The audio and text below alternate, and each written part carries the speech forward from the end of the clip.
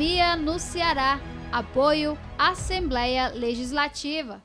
Eu sou batizado com o nome de Fernando Hugo da Silva Colares, mais conhecido como Dr. Hugo, ali da messejana encantadora e bucólica de primeiro, de outrora, no entorno daquela lagoa famosíssima pelo romance de José de Alencar, Iracema, e formei-me em medicina no ano da graça de 1977, permaneci morando lá na Messejana, crescendo com todos os problemas que o tempo fez com que o antigo distrito de Messejana, hoje bairro de Messejana, passou a ter pelo aumento populacional, pela chegada e expansão máxima de população e, sem dúvida alguma, acompanhei o crescimento, o desenvolvimento e o progresso, seja na visão do imenso comércio que hoje nós temos ali albergando todas as áreas da grande Messejana, bem como em prestação de serviço e até alguns núcleos empresariais da avicultura e ou especificamente da indústria. Então eu sou um messejanense vibrante que nunca, com toda a força da palavra nunca, deixei de morar na minha Messejana e, o que é mais importante, como médico, exercitei funções em vários hospitais da região, no Messejana, no Frotinha, no Gonzaguinha, e pude, assim, de uma forma hipocrática, como eu tenho visão de se ser médico para servir, curar quando se pode e Deus deixa e Deus quer, ou balsamizar as dores sempre que possível, tanto do doente, do paciente, quanto as dores, os ais, as angústias e os sofrimentos das famílias. Sempre na minha família, que tinha um espírito cristão muito vivo, se baseava naquilo que biblicamente está lá no texto de Mateus na Bíblia. Sempre que puder, curai e protegei os doentes e aqueles que precisam da mão amiga. Além disso, e bem muito mais, havia em mim, no Fernando Hugo, meninote, criado ali, estudando nas escolas de Messejana e depois, no final do curso primário, galgando a vir estudar no Colégio Cearense, de formação marista, com a espiritualidade bíblica de Jesus Cristo bem presente, servir ao próximo como médico, na minha conceituação, era, é e sempre será uma forma de nós doarmos um pouco para a serventia da caridade e do bem-fazer a tudo e a todos. Isso me fez crescer como gente, me fez trazer uma felicidade imensa em todos aqueles amigos e ou conhecidos que passaram a aproximar-se do Dr. Hugo, esse Fernando Hugo que vos fala, levando a que, em 1990, eu fosse surpreendido quando um grupamento de amigos me procurou e, sem impor, botando faca no pescoço, propuseram que eu entrasse na vida pública, numa candidatura que na hora eu taxei de loucura, sonho doidivanesco de vocês, que foi candidatar-se a deputado estadual. Então, eles formaram um grupo onde angariavam recursos para propiciar, dentro do que a lei eleitoral aceitava e acatava, propagandas que naquele tempo eram cartazes colados com grude, camisetas onde se botava o nome e o número da pessoa. E foi uma campanha tão corpo a corpo na Messejana de 1990, onde a população era bem menor. E aí é interessante que a gente saiba de uma coisa: o contato de corpo a corpo era feito com visitas aos domicílios nos muitos e muitos bairros que compunham aquele distrito maravilhoso que é a minha querida e amada Messejana. E conseguimos, com a ajuda de Deus e a mão forte dos amigos, chegar à Assembleia Legislativa. De lá para cá, estou no correr do 8º mandato consecutivo na Assembleia, sem nunca ter me mudado de Messejana, nunca ter dado as costas ao meu povo querido, muito pelo contrário, passei pela vida pública no parlamento a abraçar mais e mais o povo cearense com esses 8 mandatos consecutivos, fazendo do Dr. Hugo, do deputado Fernando Hugo, que humilde e de uma forma cheia de gratidão, abraço o povo cearense por ter me dado esses 8 mandatos consecutivos aqui na Assembleia.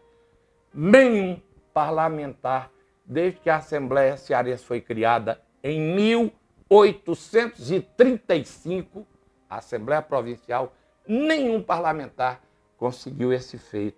8 mandatos consecutivos com assentamento aqui, porque sabemos que alguns parlamentares são eleitos e passam a ser secretários, conselheiros, dão outros voos. Eu sempre estive presente porque entendo e concebo que a vida política mais espirituosa, mais cheia de gente, mais de contato, pele a pele, olho a olho, corpo a corpo, é do parlamento.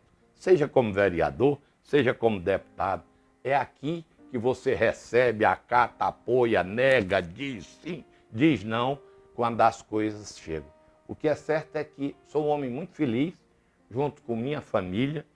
Tenho hoje um filho vereador na Câmara Municipal de Fortaleza que acorda cedo, como eu, 4, 5 horas da manhã, já estamos no diarismo de assistenciar, aquela assistência feita de forma que você dê com a mão esquerda sem a direita ver.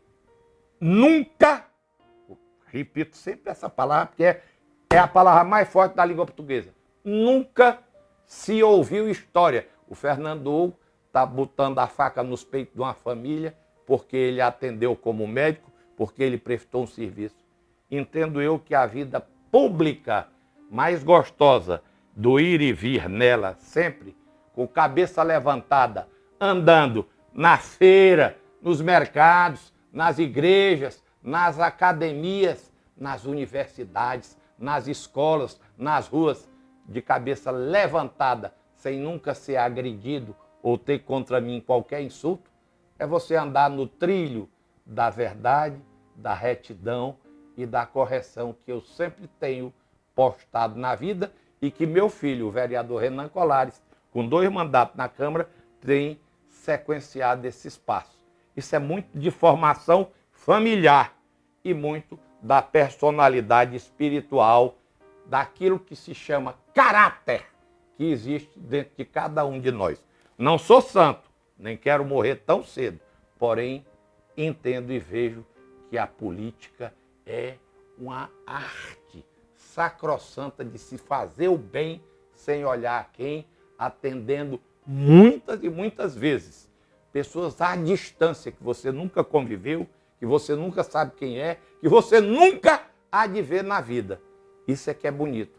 É um projeto de lei que beneficia pessoas, é um ato de fiscalização que se faz dentro de uma prefeitura, dentro de um governo, que com esse tipo de conduta certa, justa, correta e honesta, se sai como eu, de cabeça erguida, em qualquer canto. Do cabaré à igreja, da academia a qualquer tipo de rua ou avenida do Ceará, onde eu ando, nunca fui vaiado. Muitas e muitas vezes sou até aplaudido, coisa que me deixa com mais responsabilidade. E eu não sou gabola, não. O que eu estou dizendo é fácil de se perceber. Afinal de contas, é um milagre e tem o dedo de Deus, um cara pobre da Messejana, um bairro de Fortaleza, ter 8 mandatos na Assembleia Legislativa do Estado do Ceará. Que alegria eu tenho em poder dizer isso para os senhores que estão me ouvindo. Aqui na Assembleia Legislativa eu já fui de tudo um pouco. Já participei como membro ativo de comissões ordinárias da Casa, saúde, educação, serviço público, comissão de Constituição e Justiça, enfim, não dá para esmaltar todos os trabalhos em comissões que fiz aqui na Assembleia Legislativa. Fui tido pela imprensa, sempre fui reconhecido pelos funcionários da Casa e o povo cearense como um orador de boa expressão. Alguns exagerados chegam até a fazer comparações da minha humilde fala com personalidades da vida oratória parlamentar do Brasil. Isso me envaidece, mas não me deixa vaidoso, pisando com as pontinhas dos pés, não. Me dá mais responsabilidade de fazer. Projetos de lei são incontáveis e eu não mentalizo na memória quantos e quantos tiveram aplauso popular e tem hoje em dia uma repercussão positiva no Estado. Já fui membro da mesa diretora, fui líder do maior partido já quantitativamente existente aqui dentro, o PSDB da época gloriosa do grande governador Tasso Gereissati. Eu liderava aqui 35 dos 46 parlamentares. Era uma alegria e um trabalho enorme. Você ter, de repente, que liderar sem impor, de comandar sem ter força para pegar no cangote de cada um homem de bem que representam suas regiões como deputado na Assembleia, 35 parlamentares. Já fui vice-líder de governo aqui e enfrentei, àquela época, oposição forte, oposição ferrenha, galerias cheias de pessoas clamando, protestando, coisas que o tempo levou e que hoje quase nunca a gente assiste aqui na Assembleia. Já propiciei também eventos na casa que foram por mim propostos e que tiveram uma repercussão popular imensa, enormíssima, como, por exemplo, criei a medalha professor Paulo Marcelo Martins Rodrigues, que é pai do atual secretário, doutor Cabeto. O professor Paulo Marcelo Martins Rodrigues foi meu mestre, meu professor na Faculdade de Medicina. E um dos maiores médicos de conhecimento, de humanismo, de bem-querer à profissão médica e ao ensinar. E eu, após a morte dele, criei a medalha Paulo Marcelo Martins Rodrigues, que é uma homenagem desta casa à Assembleia Legislativa do Estado do Ceará, a todos os profissionais da medicina que se destacam e que têm serviços prestados à população. Foi muito gostoso quando, há uns 3, 4 anos atrás, nós homenageamos a medalha Paulo Marcelo Martins Rodrigues ao doutor Luiz Gonzaga Porto Pinheiro, o famoso doutor Porto, cancerologista famosíssimo, professor da Faculdade de Medicina. E eu convidei para entregar a medalha ao doutor Porto, o doutor Cabeto. O filho entregando a medalha com o nome do pai a um ex-professor dele da faculdade. São momentos assim que me deixam emocionado pela festa grande que foi feita, toda com a serventia do parlamento para a população.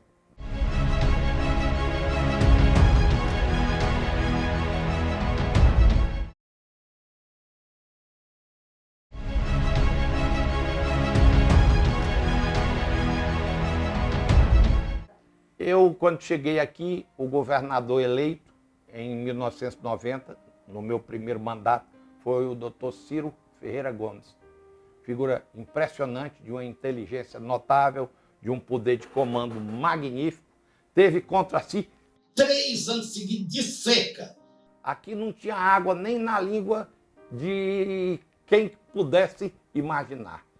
E ele propiciou uma assistência durante aquele período de seca, construiu o Canal do Trabalhador, salvando a população de Fortaleza, uma obra que todos botavam como impossível de ser feita.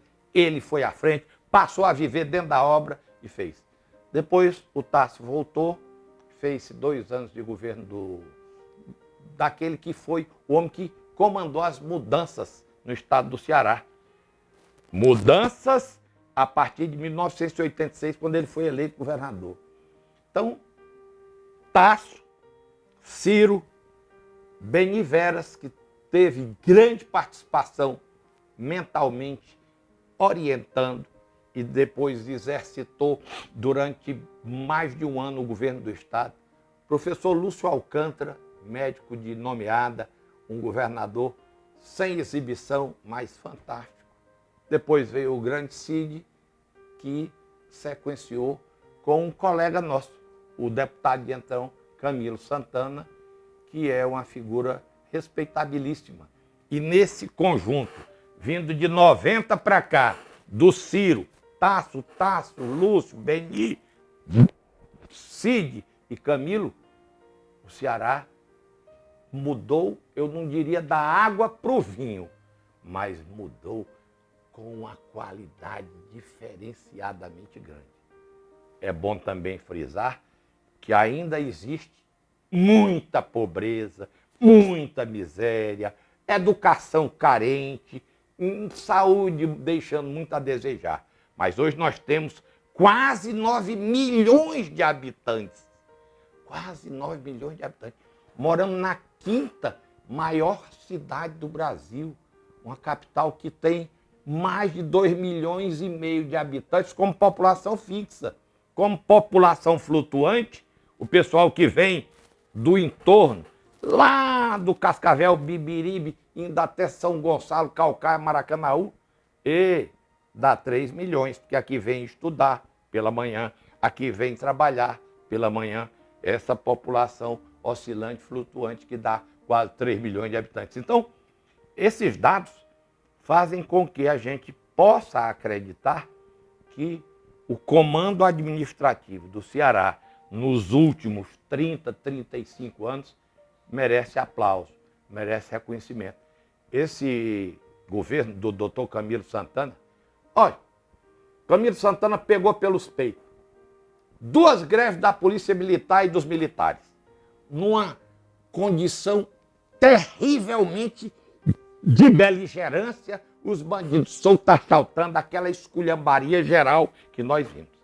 Quando terminou aquilo, apareceram as guerras das facções. Você que é do Santa Maria da Grande Becerrana sabe, Comando Vermelho contra GDE, contra PCC, tornou-se o estado do Ceará um verdadeiro campo de batalhas medievais. Acaba isso, vem 2 anos seguidos de seca no governo do Camilo. Pouquíssima chuva. Isso, para um governante, é um empecilho imenso, indescritível. Afora, pasmem os senhores, uma litigância, um desentendimento político imenso. O Camilo ganhou a eleição do então presidente do Senado, Eunício. E o Eunício estava aqui contra os pais políticos, os padrinhos maiores do Camilo, que são os Ferreira Gomes. E ele no meio, ele teve a hombridade, a cearensidade de botar a pasta debaixo do braço e ir a Brasília falar com o homem que ele tinha brigado na eleição.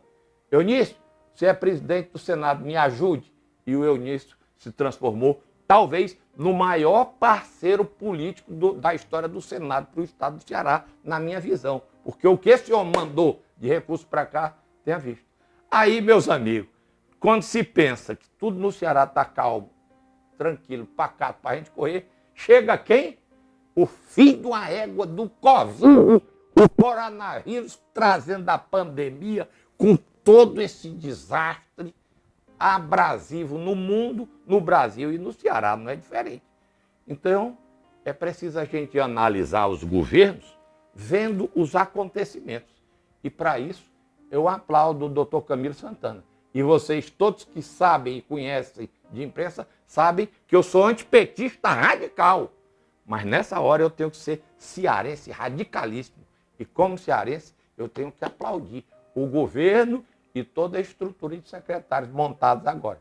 O que é certo é que esses grandes líderes políticos, Tasso, Ciro, Cid, o doutor Lúcio, foi um grande governador, teve uma aprovação de governo lá em cima, mas ele não criou um grupo político para ele. Coisa que eu também entendo que o Camilo não criou. O Camilo tem uma popularidade e uma aceitação lá em cima. Mas o grupo político forte hoje do estado do Ceará, de quem é?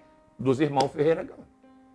São coisas que a política oferta-nos a captar com a visão, escutar com os ouvidos e deduzir com a mente. O que é certo é que eu sinto-me satisfeito em ter participado, às vezes até como crítico austero, desses governos que mudaram a cara do Ceará. O Ceará de pires na mão, pedinte, esmolante, hoje em dia é um estado que já tem condições de se ter aqui indústria, de se ter aqui um porto que é uma referência no Brasil, um aeroporto internacional. Hoje nós temos isso para mostrar e é verdade pura e crua. Porém, não esqueçam de que eu não estou dizendo que aqui é um paraíso. Tem muito a ser feito no Ceará e muito a ser feito pelo povo cearense, que precisa melhor ter consciência do voto, que é a coisa mais importante que se pode imaginar numa vida de sociedade, numa comunidade. O voto, Dona Maria, seu Zé, João, Joaquim, Raimunda, o voto é igual a todo e qualquer cidadão, tem o mesmo valor.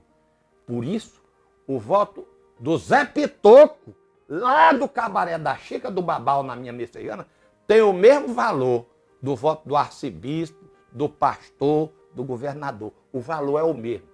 Por isso, não se venda, não vote em pessoas que você não conhece.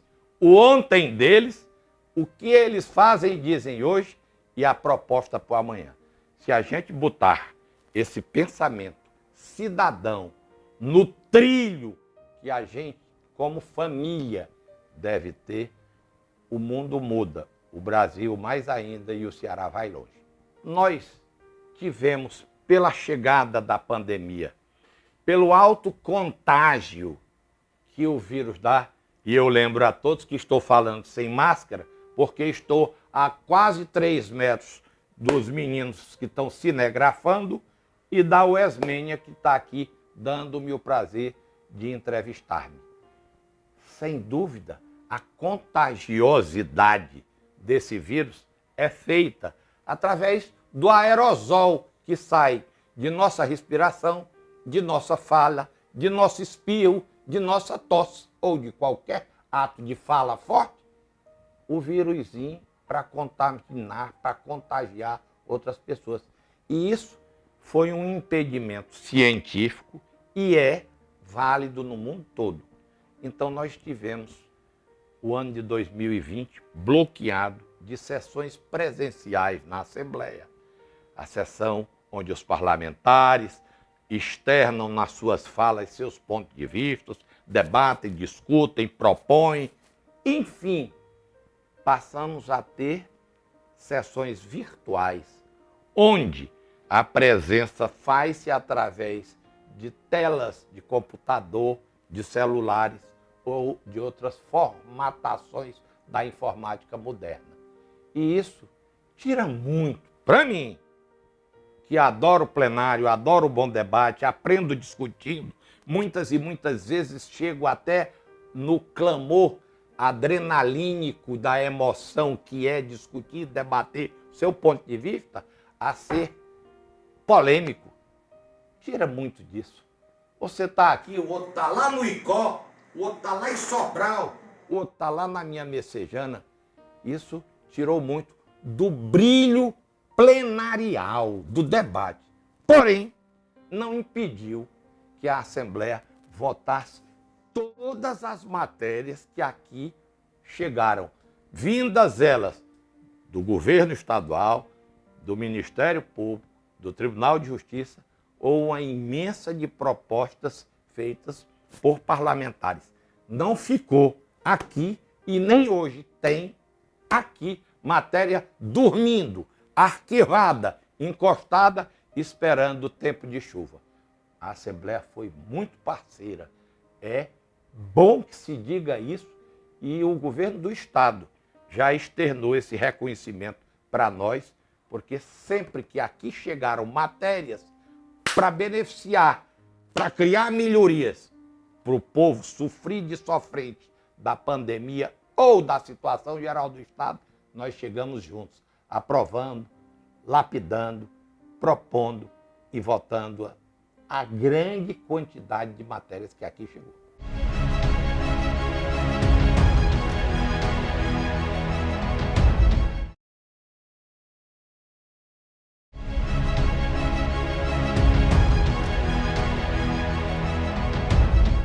A Covid, essa doença vinda do mundo chinês, não se sabe como, até hoje é uma dúvida enorme, como criou-se essa mutação desses vírus, o coronavírus que já existia, esse aí é o coronavírus 19, que causa a doença, a Covid-19. A Covid chegou lá em casa, em mim, na Valéria, minha esposa, em outubro, naquele mês de antecedência da eleição, outubro de 2020.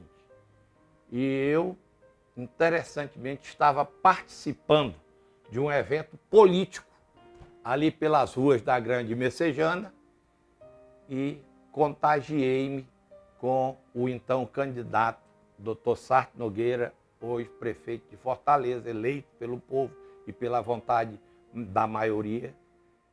Ele já estava doente, sem sintomas, sem saber, e nós caminhando, andando, aplaudindo aqueles que nos vinham visitar, trocando abraços. Isso foi sexta-feira. Quando foi segunda-feira, o Sarto já estava doente e eu imediatamente fui fazer o exame, que é o suave nasal, e tanto eu quanto minha esposa Valéria nos contaminamos.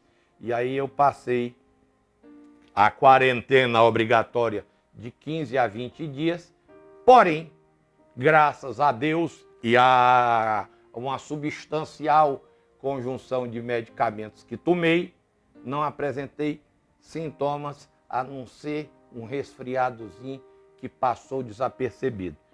Essa Covid me deixou em alerta porque eu tenho comorbidades grandes, sou coronariopata, tenho 2 estentes, sou hipertenso, tenho esse corpo de atleta de levantar maromba com 125 quilos e, para mim, se ela voltar, vai ser mais complicado. Mas eu estou já vacinado e crente que em breves dias poderei estar transacionando aquilo que existe na minha alma e na minha espiritualidade maior, que é andando nas ruas, indo em busca daqueles que gostam de mim. E os que não gostam, esses é que eu abraço mesmo, que é para fazer raiva. Vamos botar a coisa dentro do tempo. Eu adoeci por volta da primeira semana de outubro de 2020. Passei o mês de outubro sem participar de eventos políticos, mesmo com a candidatura de meu filho a vereador, que saiu vencedor, com a candidatura do Dr. Sarto, eu fazia só despachos de casa. Curei-me, fui para o resto da campanha, ganhamos as eleições e passei a ter uma vida relativamente normal. Afastei-me um pouco da fundação em que nós atendemos diariamente a tudo e a todos que nos procuram lá na Grande Messejana, porém, sem aquele apetite voraz que existe em mim, na nossa equipe toda, de abrir as portas, porque tem dia lá na fundaçãozinha que é situada ali ao lado da escola Paulo Benevide, na Grande Messejana, onde eu atendo há 44 anos como médico e temos uma estrutura com advogados, com assistentes sociais, com conselheiros, com pessoas da comunidade que atende a tudo e a todos, sem perguntar se o caba tem título eleitor, se vai votar no Zé, no Pedro, no Cazuza. Essa é uma política minha que eu não volto atrás. Mas, doutor, o senhor é besta. O senhor atendeu o filho, o enteado, o amigo do seu adversário político. Problema dele. O meu problema é bem servir. E isso existe em mim. Mas, quando chegou de janeiro para fevereiro desse 2021, a coisa apertou de novo no Brasil. Vocês sabem disso. Houve a tal da segunda onda ou uma recrudescência da primeira onda. E aí eu comecei a ver a coisa preta. Muitos e muitos amigos adoeceram e muitos de infância, amigos e irmãos, vieram a óbito em falecimentos que transtornaram nossa paz de amizade, amor, estima e apreço a eles. E eu fiquei quase que sitiado dentro de casa de fevereiro, março. Ainda estou, até pelo zelo que como médico devo ter a mim, a minha família e aos outros. Porque não esqueçam de uma coisa. Você não pode ir à festa, dançar, pular, pinotar, não é porque se esteja querendo que você seja santificado em vida e sentar-se numa cadeira. É porque você lá, na praia, em aberto, bebendo, trocando cheiros, beijos e abraços, seja com quem for, você se contamina ou você contamina alguém. Essa doença, ela muitas vezes é silenciosa. É o chamado portador passivo, que cada um de nós, agora conversando aqui, podemos estar com o vírus sem ter nenhum sintoma. É o portador passivo, que não mostra sintoma nenhum, mas está doente, contaminando. Por isso, esse meu recato, que tem me angustiado demais. Tem dias que eu chego à beira da depressão, fico ali onde eu moro, no Parque Iracema, na Grande Messejana, olhando as coisas da vida e dizendo, puxa vida, o Covid está fazendo com que a vida passe pela nossa vida sem a gente viver. É triste, mas é preciso para a saúde minha, de nossa família e da sociedade. Existem dados na história do Ceará que durante a seca de 1877, 1878, 1879, no século XIX, bateu abrasivamente em cima da seca que já matava, porque naquele tempo nem açude tinha. O sertanejo vinha-se embora para os grandes centros, eram os êxodos, as migrações, eram os imigrantes que vinham do interior para as grandes cidades. Há registros historiográficos de que em 1878, se não me falha a memória, em 23 para 24 de dezembro, morreram no estado do Ceará 1.000 pessoas. 1.000! Quem está dizendo não é o Fernando Hugo, não, que eu não sou invencionador. Eu aprendo lendo. Procurem saber que isso é uma verdade inconteste. Juntou a seca com a epidemia de varíola e o desastre foi grande. No século XIX não tinha remédio, não tinha médico, não tinha hospital. Eu acredito que aqui só tinha, e era bem inicial, a Santa Casa de Misericórdia, que se não me falha a memória, foi inaugurada por volta de 1863, 65 aí. Me desculpem se falhei a data.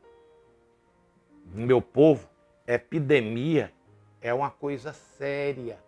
Ontem não se tinha remédio, médico à vontade e hospitais. E hoje se tem uma população enorme. Olhe bem, o Brasil tem 15 cidades com mais de 2 milhões de habitantes.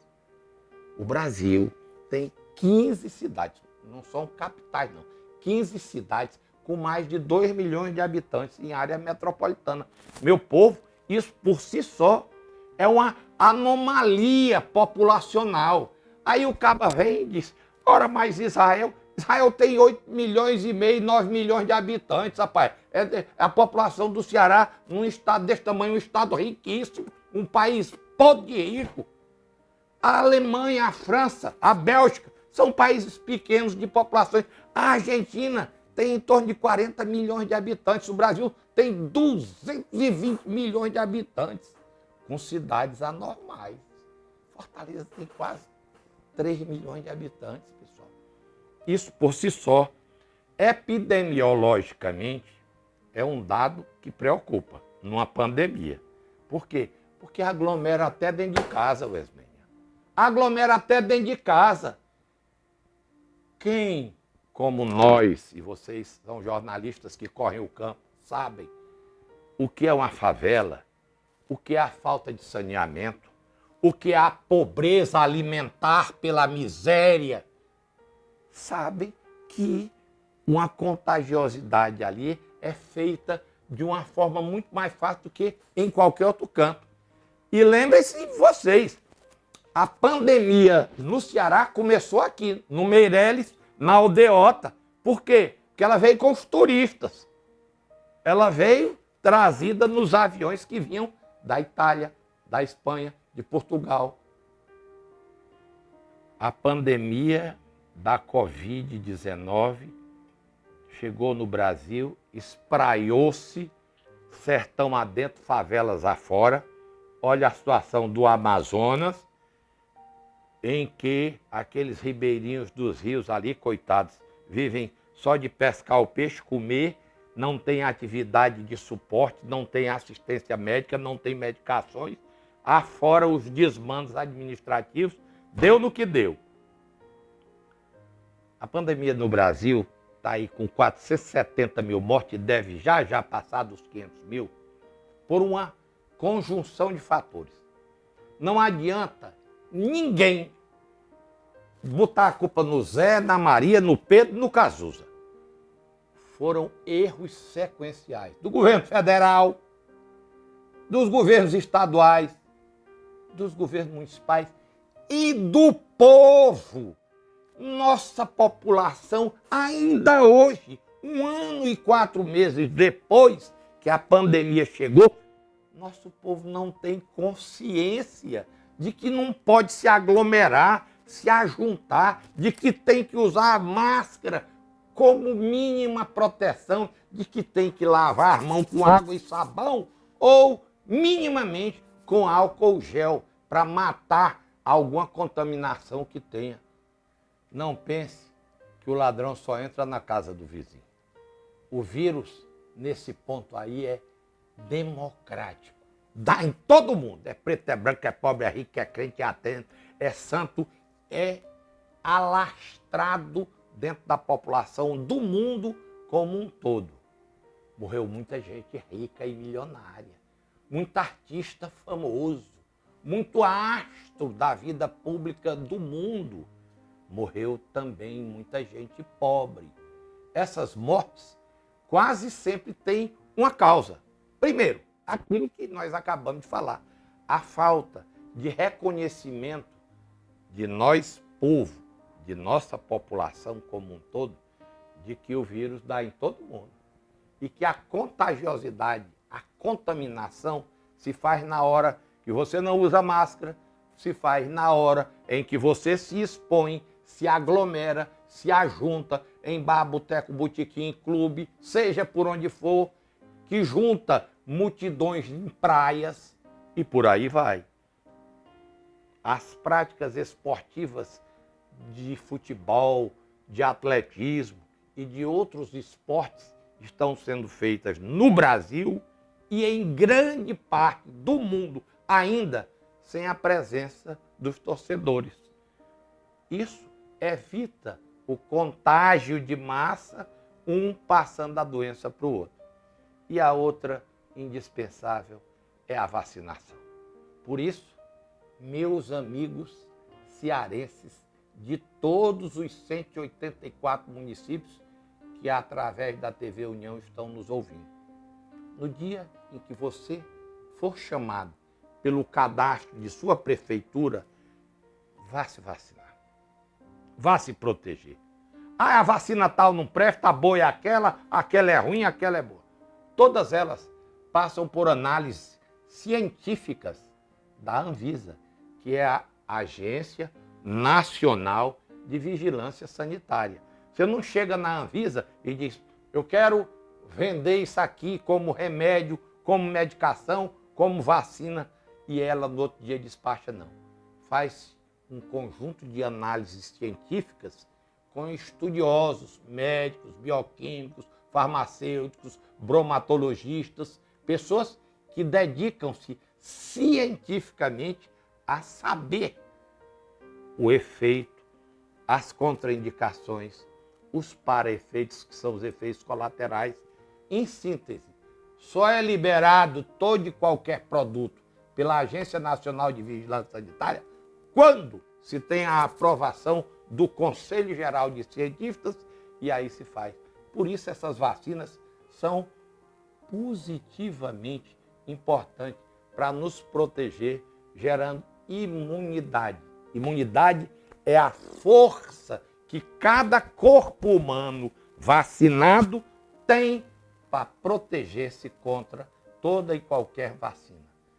É na vacina que existe a grande esperança de que em meses que hão de vir, em dias que estão chegando, a gente possa voltar à vida de trabalho, lazer, educação, esporte, cultura, que todos nós brasileiros sonhamos, e trabalhar voltando a produzir para tirar o Brasil e todos os estados dessa situação socioeconômica difícil, gerando emprego e produzindo renda para cada um de nós. Vacine-se na hora que for chamado.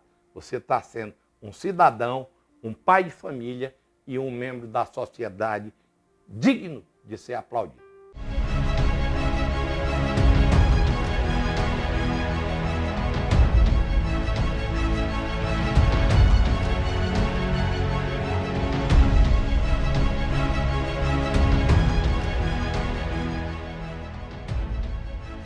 Pandemia no Ceará.